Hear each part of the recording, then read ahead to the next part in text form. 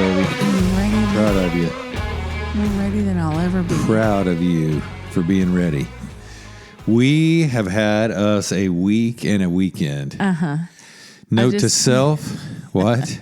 I just got a text from a friend, and I was catching her up on what was happening this weekend, and she said, "You guys never stop." I said, "Well, that is the understatement." I'm not going to go there. I could just go there. So yeah, if you hear it in our voice, we had quite a week. When you host a wedding, we hosted the most gorgeous, I would say perfect wedding in our backyard. And I know what you're thinking. The minute you think, oh my gosh, what an undertaking, hosting a wedding in your backyard must be a ton of work. But the couple that we hosted, so there's the bride and groom, their families, and then all of the prep work was, it's done by them. We host and we open our home. And yeah, we end up pitching in and helping. There's some things that are just unavoidable as far as that. And it's not just that, like, if we wanted to avoid, we didn't want to avoid it. We wanted to help. And we love these people and they're fun to hang out with. But it's a lot of work that a lot of people, when you show up at a wedding, you're not looking around going, wow, okay, so this guy probably had 7 or 8 deliveries in his pickup truck. He had to have a trailer to bring over a golf cart to transport people back and forth.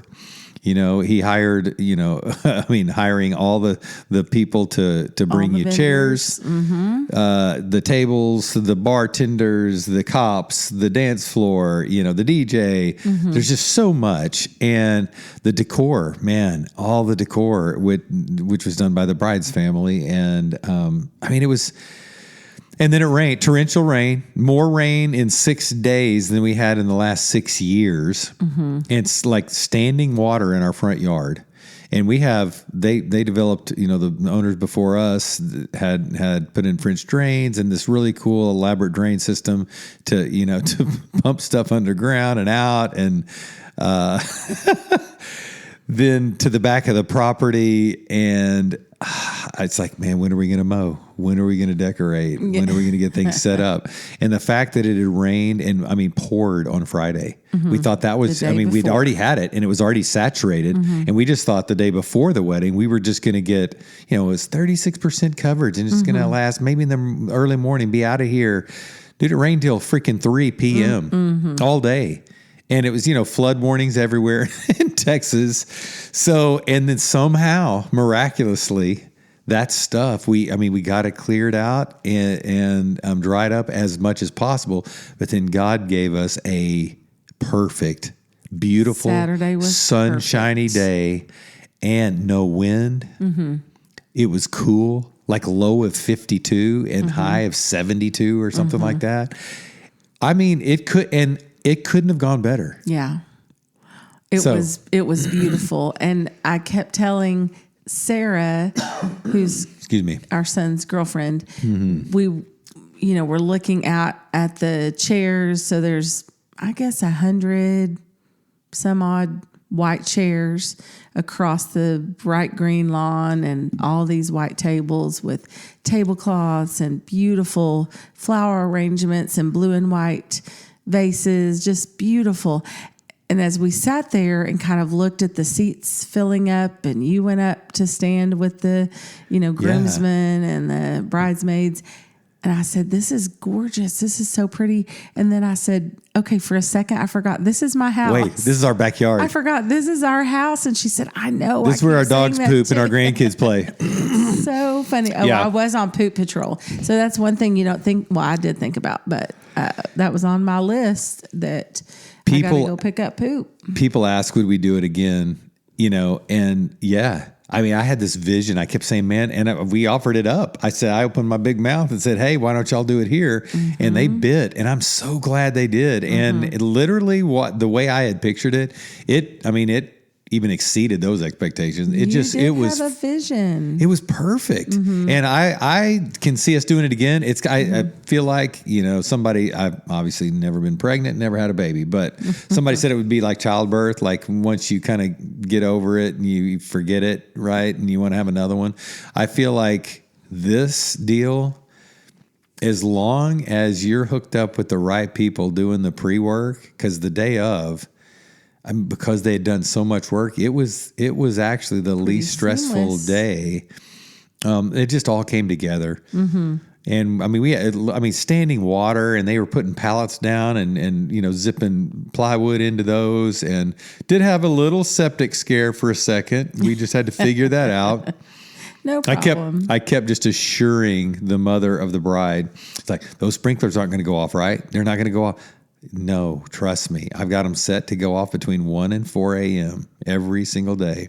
And, then this is all, and I'm figuring most people, they're going to be going to the bathroom, which can overwhelm a septic system. They're going to be doing that after the ceremony. So I just kept thinking, no, we're fine. And literally about an hour and a half before the ceremony, they start going off. And I ran. Of all things, the toilet upstairs was running. Mm-hmm. And oh my gosh. So we run over, unplug it. Yeah. Oh my goodness. Well, it was also fun too, because it was kind of a family affair, minus Chandler. But yeah, we missed you, Chan. Carson was here, our youngest, being the DJ with the most. And then he did a great job. He did a great job. Yeah, very impressed. So he's set up right up against our little shed in the backyard, and they bought some pretty streamers to hang behind him and a cute sign. And we had about 1,000 Edison lights out there. Yeah, so and then the dance floor was right there, and just really great music. And he did such a good job introducing all of the people and all of the next things that were coming up. And then Christian came over and drove the golf cart so that we could shuttle people over from the little park by our house. And he was just the man for the job. Yep. So he did a great job with that. So really fun. Then a handsome efficient. I'm not sure who that was. I saw you eyeing him. It was Who was that? Mr. Long Haul Marriage himself. And you did a great job on the ceremony. Oh, thank you. It was so. I love it. I love them. And it was just a lot of fun. And so we had, somebody said, our next door neighbor just a while ago, he said, "Hey, was that 200 people?" I said, "No, it was just around 100, right? Just maybe a little over 100 people." Mm-hmm. But it's a cool deal. I mean, just in case anybody ever wants to do one, if you look in your backyard and think, do we have enough space? I learned this in the apartment business. And when there's an empty unit, some people think, if it's empty, it would look bigger because there's nothing in there, cluttering it up. But there is a clutter factor. You want to declutter, and when you're modeling something and staging it for sale. But a furnished unit looks actually bigger. It gives it depth and not just mirrors. It's just so when we had those tables back there and the chairs and the DJ and the dance floor and the bar up there it looked. I was like, wow, really like this big. is cool. It did, and so it was just a fun party. And again, I couldn't believe the weather. Yeah, it was really a great night. Yeah, so we were great night. A lot of fun. Even waking up this morning, I felt hungover, not because we were drinking too much, but I felt hungover because just tired. I did lifting. See you get that little bride's drink over and over. Stop. It was like Rome PD. I said, "Hey, we'll keep your eye on this one." Just lifting, all of this stuff, and it was, manual labor for sure.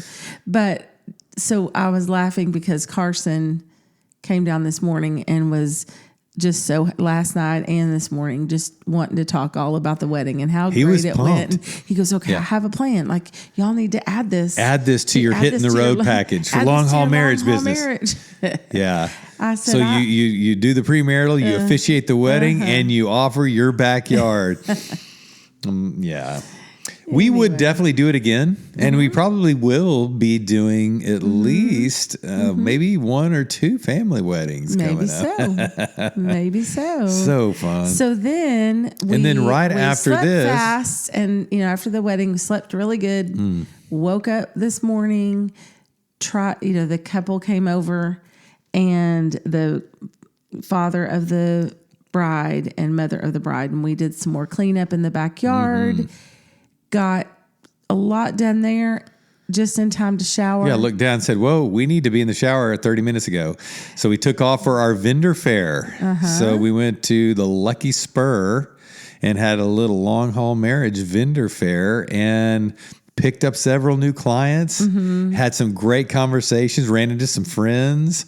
But so, yeah, that was really, really cool today. That was awesome. Fun. And someone asked, well, so will y'all start doing some of these? And I said, I don't know that we're not going to add vendor fairs to our repertoire, maybe. I mean, we'll see. But this was one where we went just several months ago to one of their open houses to check out for, doing a workshop. And then that day met the owner and said, do you have anyone that does something like us? And she said, oh my goodness, we don't. Y'all come be a part of our next one. So it was fun to be, you're there with cake people and photographers, videographers. Bridal dresses. Yeah. And long haul marriage. So it was. They're like, what do y'all do? Who are y'all? Yeah. That was really fun. But and it's cool once you start talking to people and they ask, are you faith-based? Are you Christian? And really, you do this? And they just start talking about how, hey, I may need this. You watch a couple of people and I'm like, yep, you do. We all do. But yeah, it was really, really cool. Couple of young ladies that are, have weddings scheduled for coming up. Yes. That was really cool talking to them.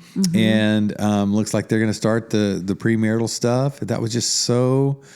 It was so cool. And hearing their stories, and hearing the stories of the stuff that they already know that there are going to be some issues and just to normalize that stuff. It's like, yep. And they couldn't believe when I just start finishing their sentences and you did, they were going, wow, it seems like you guys have already been talking with us. And like, well, yeah. We hear this. We actually, it was a great time of connection. You want to do a little hey with John and Gia? Oh, yes. So we ran into some friends there that were vendors for a photo booth situation. Yeah. And it's called Booth and Beyond, right? I think so.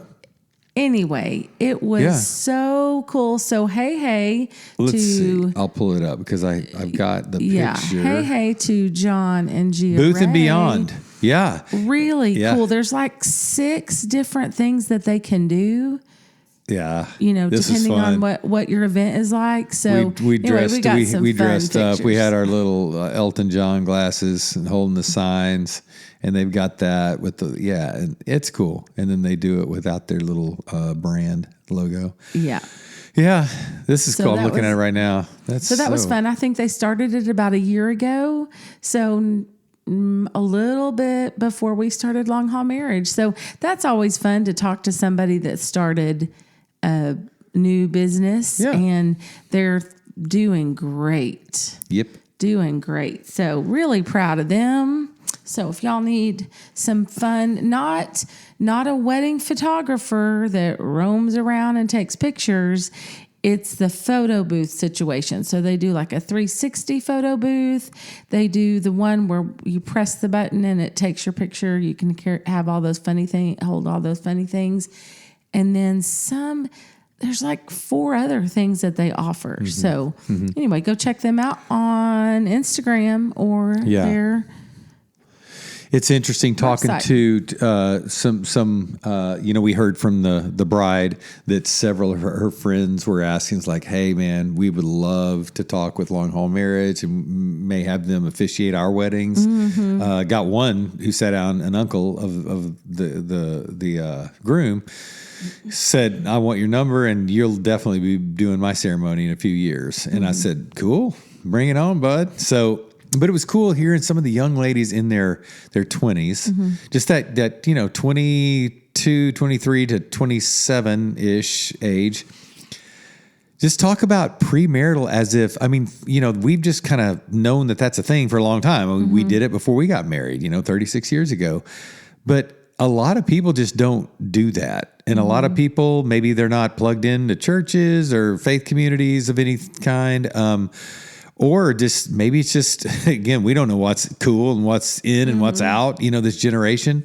But a lot of them haven't heard about it. And so when we start talking about what it is we do and some of the stuff we get into, they were really, I mean, they just got it really excited hearing about it and talking about it. They're like, whoa. And they just kept saying, like, y'all seem like you don't seem that old, but we want to talk to people who are like, who got some experience and been married a while and who may know some things, that we don't know, but we don't want to talk to our parents about it. And I said, hey, that's us. That is us.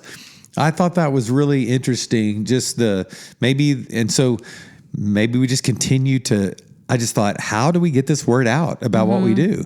And that's not even the intensives, the workshops, the retreats, and that's just the premarital. And I mean, it just seemed like that could be a really, we're doing a ton. We are doing a ton of it. What I love too about the premarital is the connection that we make with them during that time. And then hearing from them, a year later or 6 months later. Right.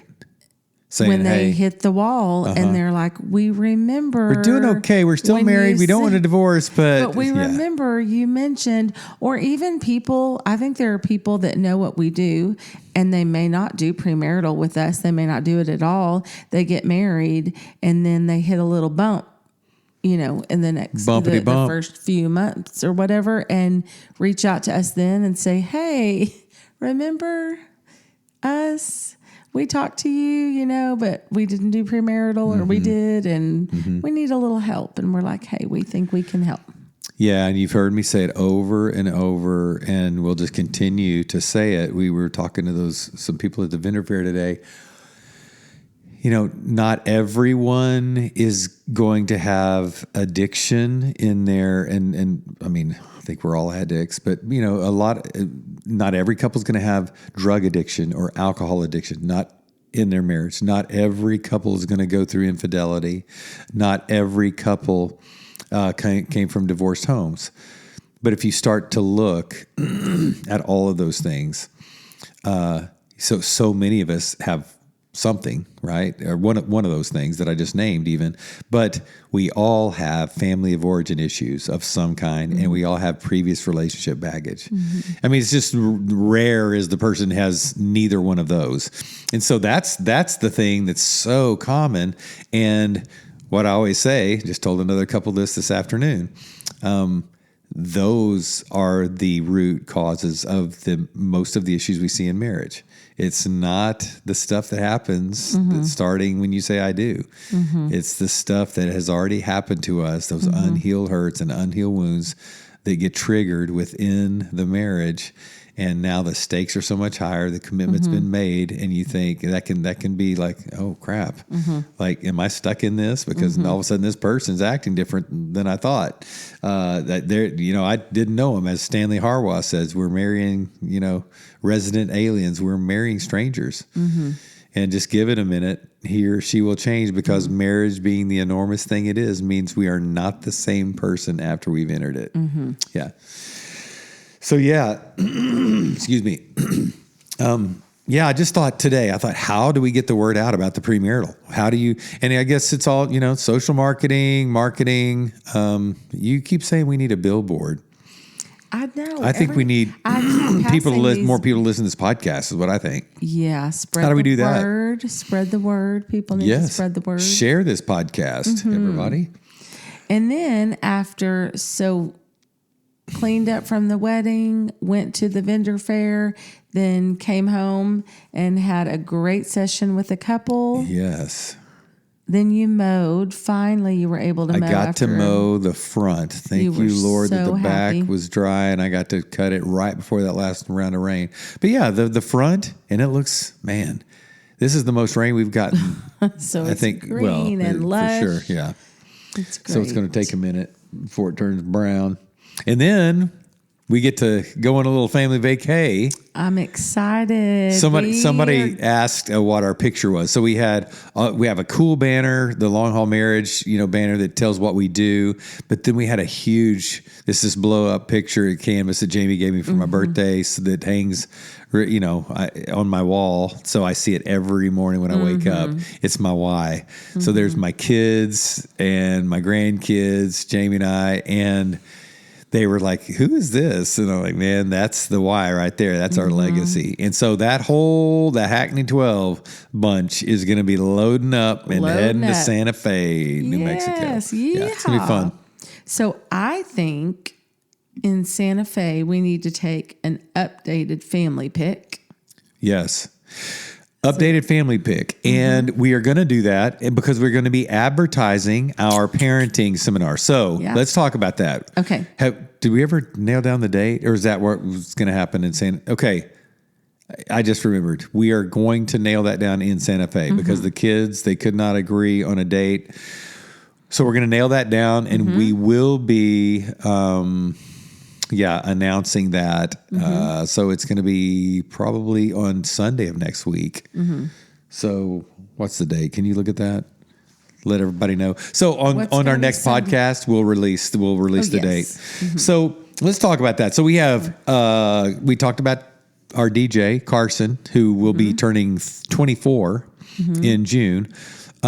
We've got Christian, who is now 29, Chandler, who's 31. So just let those numbers sink in. Those are our adult kids. And of course, we got our grandkids. 29, 31. But those young adults are going to be sharing the skinny on growing up in our home. And so here you hear us talking about our legacy and how much we love our kids and family nights and seeing our grandkids.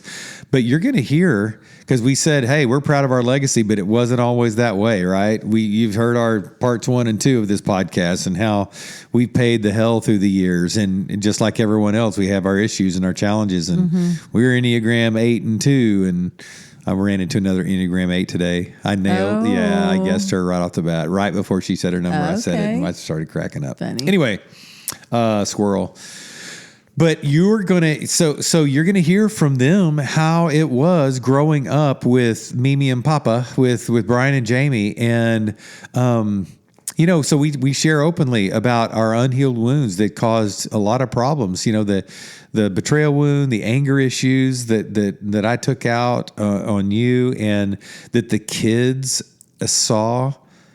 Man, that just made me think of something. Who was that just made a comment? And I can't remember what it was I shared. Was that the live where someone was saying, it was something that I literally was just being vulnerable about and confessing. And they're like, oh, typical control freak, angry dude. You probably killed your kids or something like that. I can't remember where that was. But I'm like, well, go listen to it. Yeah, it's like, go listen to part 1 and 2 of our podcast, dude. I got nothing to hide.